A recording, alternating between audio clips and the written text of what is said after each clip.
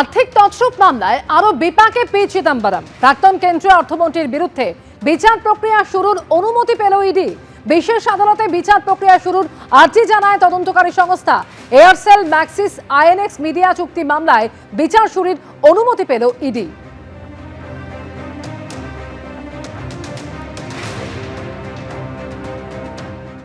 কল্যাণীর GNM হাসপাতাল থেকে এক ডাক্তারি পড়ুয়ার দেহ উদ্ধার করা হয়েছে জেএনএম হাসপাতালের হস্টেল থেকে।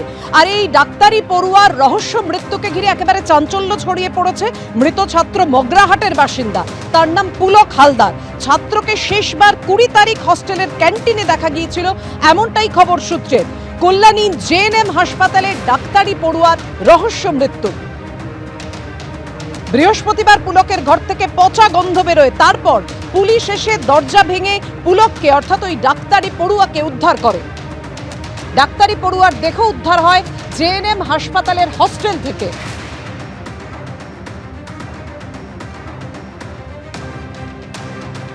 এই মুহূর্তে সরাসরি চলে যাব জেএনএম হাসপাতালের হস্টেল থেকে রয়েছেন আমাদের প্রতিনিধি সমীরণ পাল। সমীরণ, ওই হস্টেলের আবাসিকরা কি বলছেন, কখন তাকে শেষ দেখা গিয়েছিল এবং তার আগে অর্থাৎ কয়েকদিন আগে থেকে কোনো রকম কিছু সন্দেহ তারা করেছেন? কি কারণে মৃত্যু? একেবারে পাপিয়া যে আবাসিকরা যেটা জানাচ্ছেন, যেহেতু 5 তারিখ থেকে ফাইনাল ইয়ারের পরীক্ষা শুরু, সেই কারণে সকলেই ব্যস্ত ছিলেন পড়াশোনা নিয়ে এবং তাকে 20 তারিখ শেষবারের মতো এক বন্ধুর সঙ্গে দেখা গেছিল কলেজে যেতে, এবং তার পাশাপাশি ক্যান্টিন থেকেও বলা হচ্ছে যে 3-4 দিন তাকে দেখা যায়নি।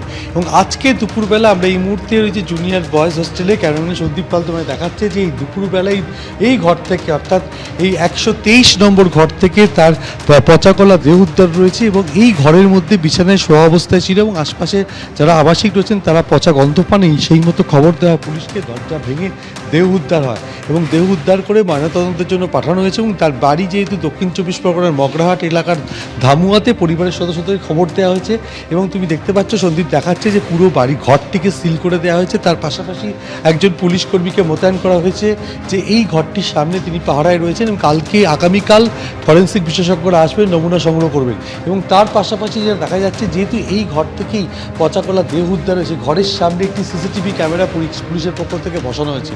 অর্থাৎ যেহেতু এই ঘর থেকেই ডাক্তারি পড়ুয়া দেহ উদ্ধার হয়েছে, সেই কারণে এই ঘটনাস্থলটিকে পুরোপুরি নজরদারির মধ্যে নিয়ে আসা হয়েছে। পুলিশ মোতায়েন করা হয়েছে, একজন সিভিক রয়েছেন এবং একজন পুলিশ কর্মী রয়েছে। এবং এই 20 তারিখে এই পুলক হালদারকে শেষবার দেখা গেছিল। 5 তারিখ থেকে ফাইনাল পরীক্ষা এবং তার সঙ্গে তার কোনো যোগাযোগ করা হয়নি এবং এক বন্ধুর সঙ্গে সেই কলেজে গেছিল এমনটাই জানা গেছে। কিন্তু কিভাবে তার মৃত্যু হলো সেটা এখনো স্পষ্ট নয়। এই ডাক্তারি পড়ুয়ার রহস্য মৃত্যুকে কেন্দ্র করে রীতিমতো চাঞ্চল্য ছড়িয়ে পড়েছে। তার পরিবারের সদস্যদের খবর দেওয়া হয়েছে, তারা আসছেন এবং দেহ ইতিমধ্যেই মর্গে পাঠানো হয়েছে এবং তার পরিবারের সদস্যরা এরই পরবর্তী ব্যবস্থা নেওয়া হবে। তবে এখনও পর্যন্ত এই যে মেডিকেল কলেজের প্রিন্সিপাল মণিদীপ পাল তিনি জানিয়েছেন যে এখনও পর্যন্ত এই ব্যাপারে তাদের কাছে কোনো স্পষ্ট ধারণা নেই। আজকে অন্যান্য আবাসিকরা দুপুরবেলা পচা গন্ধ পান এবং তারপরেই খবর দেওয়া হয় পুলিশকে। কল্যাণী থানার পুলিশ আসে এবং এই বন্ধ ঘরের দরজা ভেঙে বিছানায় শোয়া অবস্থায় একেবারে পচাকলা দেহটি উদ্ধার করা হয়। এবং এই মুহূর্তে সন্দীপ পাল দেখাচ্ছে যে হাসপাতালের যে করিডোর সেখানে বাড়ির সদস্যরা এসে পৌঁছেছেন। আপনার ছেলে কবে আমরা সবই এসেছি, কিছুই জানি না। শেষবার কি খবর? প্লিজ দাদা। অর্থাৎ তুমি দেখতে পাচ্ছ যে পরিবারের সদস্যরা এসে পৌঁছেছেন এই ঠিক ঘরের সামনে এবং তারা এসে কথা বলার চেষ্টা করছেন এবং একজন পুলিশ কর্মীও রয়েছেন। এবং যেহেতু দক্ষিণ 24 পরগনার বাড়ি এবং সেখান থেকে তারা খবর পেয়ে এসে পৌঁছেছেন। আপনারা তো বাড়ি থেকে এসেছেন, কখন খবর পেলেন? 4টের দিকে, 4টে। কি কবে শেষ কত বলতে পারবো না ঠিক, ওই দাদারাই জানে। দাদা, ওই বাবা, আমার দাদা। ওর সঙ্গে আপনাদের শেষ কবে? সে আমাদের সঙ্গে ওই 20 তারিখে না 21 তারিখের কথা হয়েছে। কি বলেছে? ও ভালো ছিল, এমনি কথা হয়েছে যেরকম ফ্যামিলি কথা, সব কথা, বাড়ির খবর, খাওয়া দাওয়া, সব খবর। আপনি তোর বাবা? হ্যাঁ হ্যাঁ। মানসিক অবসাদে না না, ওর এরকম ফ্যামিলি, সামনে পরীক্ষা আছে ও। হ্যাঁ, পড়াশোনা নিয়ে কোনো না না, ও কোনো এরকম। কিভাবে? আচ্ছা আমি বলছি, বলছি। অর্থাৎ তুমি শুনলে যে পরিবারের সদস্যরা এতটাই শোকস্তব্ধ, তারা কিছু বলতে পারছেন না। তারা শেষবার 20 তারিখই কথা বলেছেন এমনটাই জানাচ্ছেন। অর্থাৎ 20 তারিখের পর থেকে তার কোনো খোঁজ ছিল না। আজকে যেহেতু 26 তারিখ, অর্থাৎ 6 দিন বাদে এই যে 123 নম্বর ঘর হস্টেলের, সেখান থেকে তার পচা গলা দেহ উদ্ধার হয়েছে। পুলিশ এটা জানাচ্ছে যে বিছানায় শোয়া অবস্থায় ছিল এবং সেখানে আর কিছু ছিল কিনা সেটা আগামীকাল ফরেন্সিক বিশেষজ্ঞরা এই ঘটনাস্থলে আসবে এবং সেখান থেকে নমুনা সংগ্রহ করবে। এবং সেই কারণে এই ঘরের মধ্যে যাতে কোনো ধরনের এই যে জায়গাটিকে সুরক্ষিত রাখা যায় তার জন্য পুলিশি প্রহরার ব্যবস্থা করা হয়েছে, সিসিটিভি একেবারে ঠিক কিভাবে মৃত্যু হলো ওই পড়ুয়ার তা নিয়ে ইতিমধ্যেই তদন্ত শুরু হয়েছে। সঙ্গে থাকুন সুবিরল।